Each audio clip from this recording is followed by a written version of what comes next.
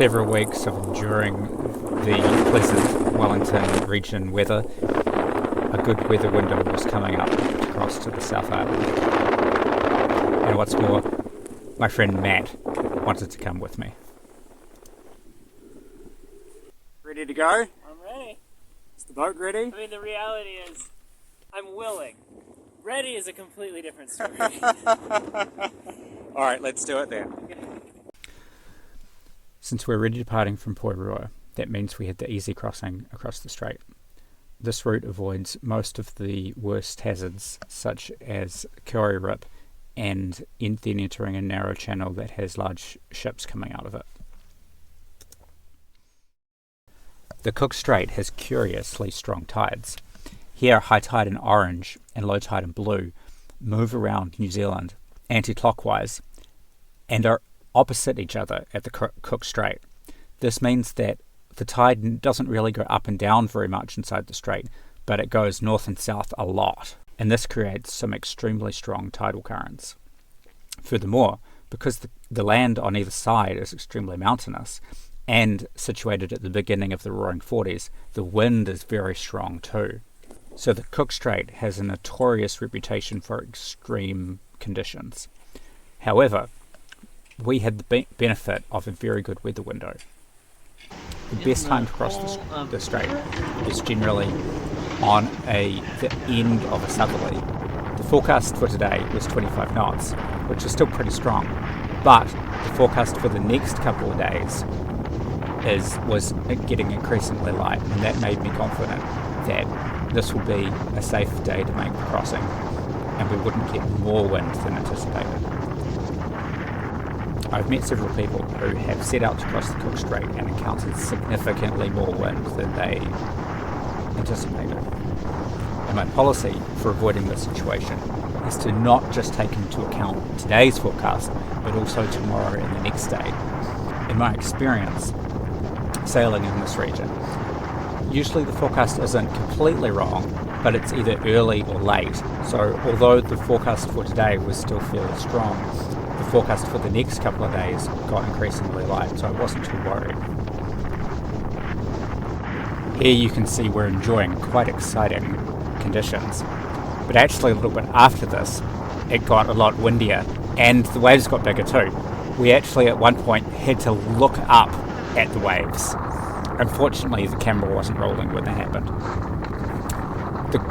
The open part of the crossing took about 3 hours. Soon we were there.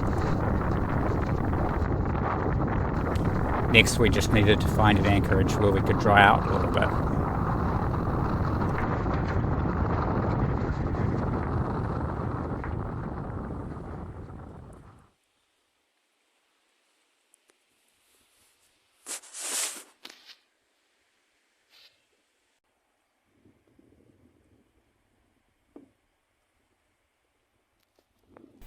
We were far enough from civilization that I figured the stream would be safe to drink from.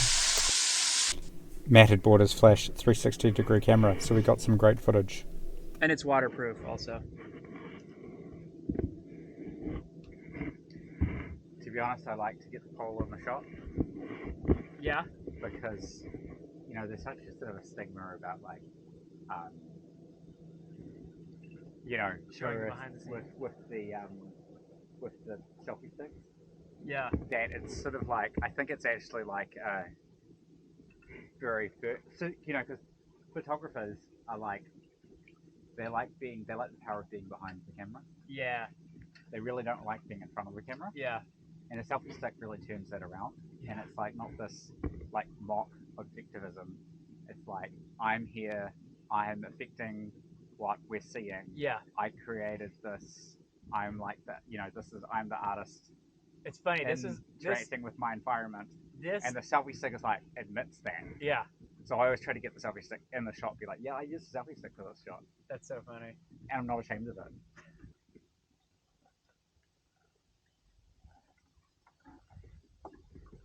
While cruising around to the next bay, we noticed that this mountain had some snow on top of it. Should we climb it?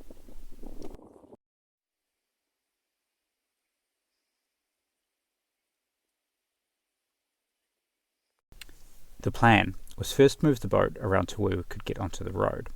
then ascend 600 metres, walking 6 kilometres up the road, which we figured should take about 2 hours. Then we had a bush track that ascended another 600 metres and was about a kilometre or so long. We figured that would be another 2 hours. Then enjoy a well-earned snack at the top of the mountain, and then all the way back down to the boat within the same day, hopefully back before dark. Certainly back to the road before dark at least.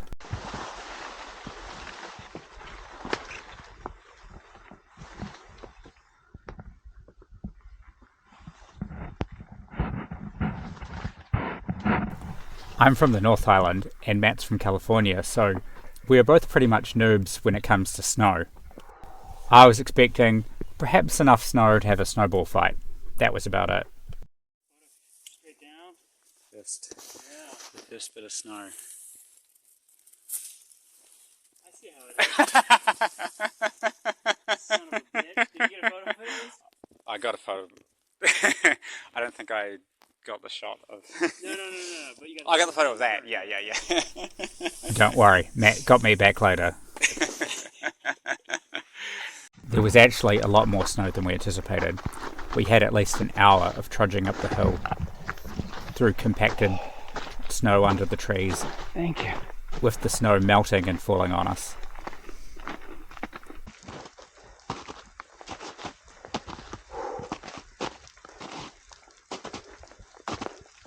Kind of a heavy one. These big chunks of ice falling off the trees like every few minutes.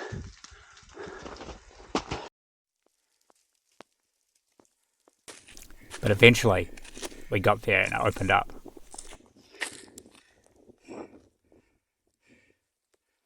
We took a break to enjoy some chocolate biscuits and oranges, and then I realised there was a much better view from the top of this pole.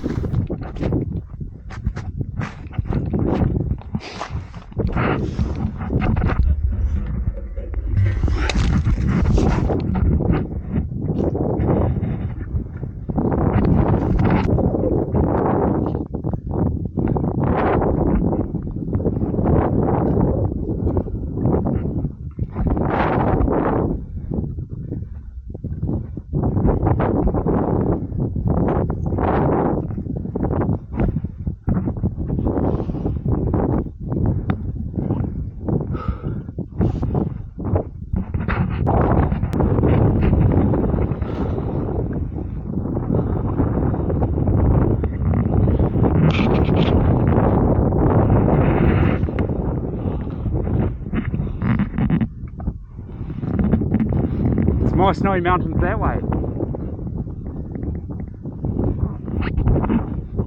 A lot more.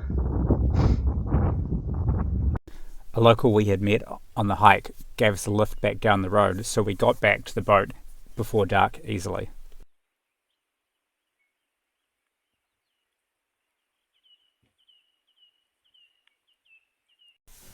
Then we spent the next couple of days on a somewhat relaxed cruise down to Picton, where Matt could catch a ferry, but we did get this dramatic footage.